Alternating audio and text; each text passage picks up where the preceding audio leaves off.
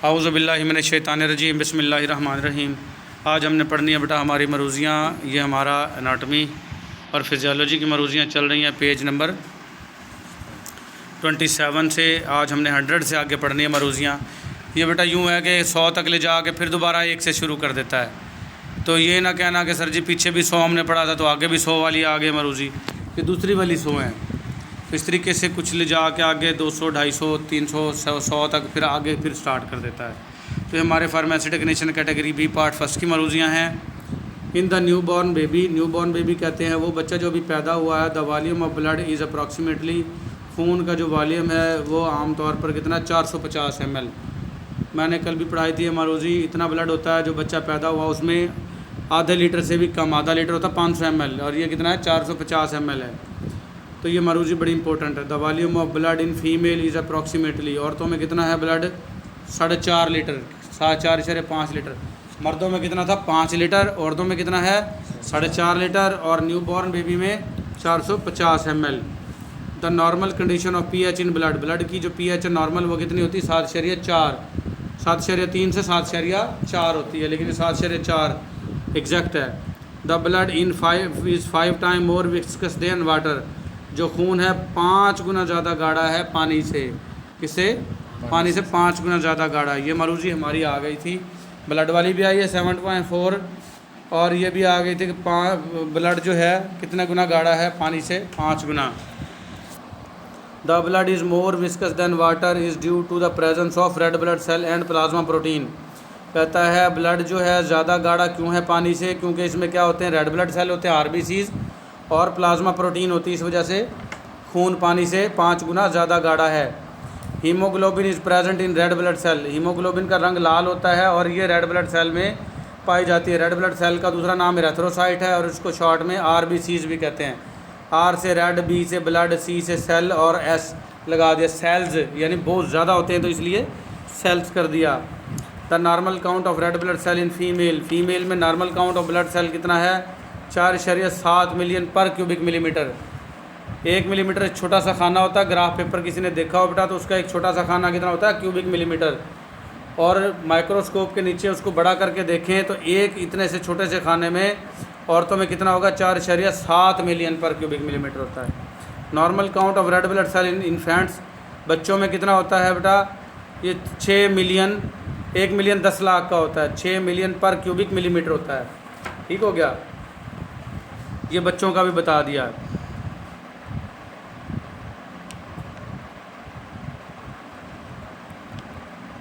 Infant कहते हैं बेटा बच्चों को, फीमेल कहते हैं औरतों को।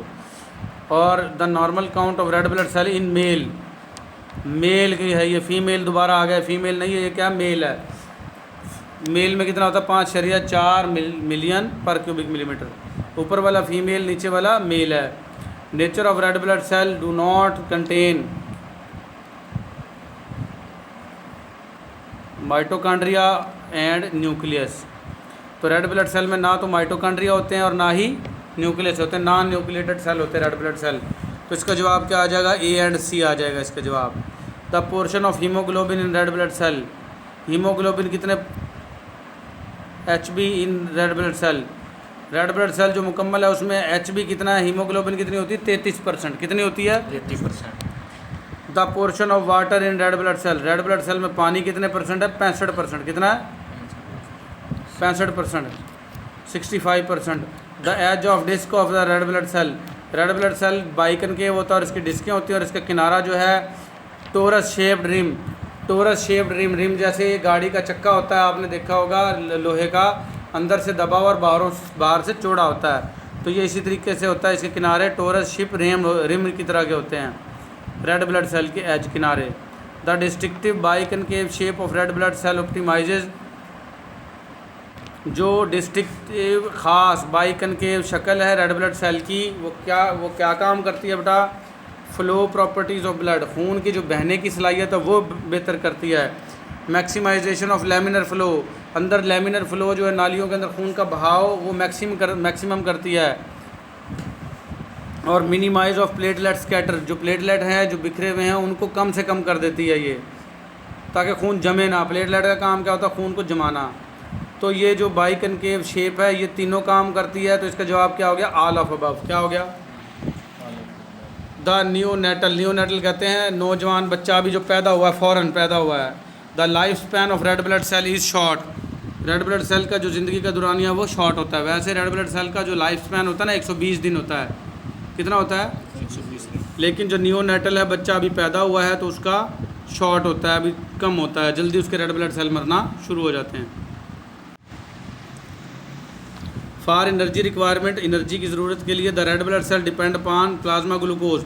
किस पर इन्हिसार करते हैं? प्लाज्मा में जो ग्लूकोज है, जो हम चीनी खाते हैं, वो जाके खून में पहुंच जाती है और वो रेड ब्लड सेल को ताकत देती है ताकि रेड ब्लड सेल मरे ना। First trimester the red blood cell produce from the foetal life is in yolk sac. First trimester, ये बच्चे के अंदर जो है रेड ब्लड सेल कहाँ से पैदा होते हैं? फर्स्ट ट्राइमेस्टर कहते हैं जब बच्चा पैदा माँ के पेट में है। फर्स्ट ट्राइमेस्टर में फीटल लाइफ कहते हैं बच्चे की ज़िंदगी में। तो कहाँ से पैदा होते हैं red blood cell? Yolk sac से।